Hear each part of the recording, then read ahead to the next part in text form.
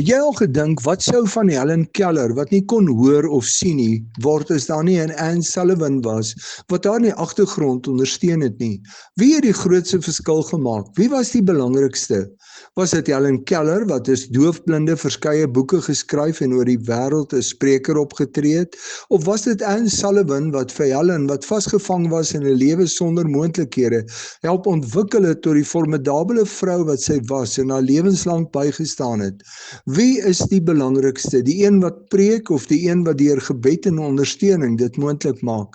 Een woord op die regte oomblik maak dikwels 'n groter verskil as baie mooi woorde. Ons taak en rol verskil van mens tot mens, maar elkeen van ons het 'n taak om te vervul en ons het mekaar nodig.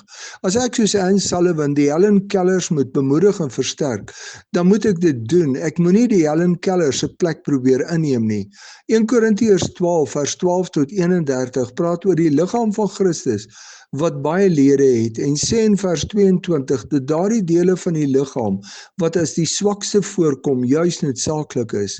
Al is God se taak vir my in my eie oë dalk baie klein, moet ek doen wat die Here van my vra.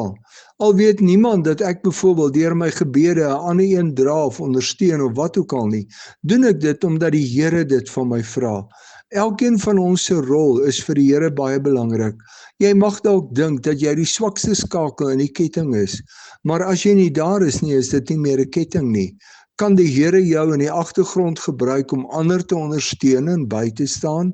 Kan die Here jou as die swakste skakel in die ketting gebruik as dit sy plek vir jou is?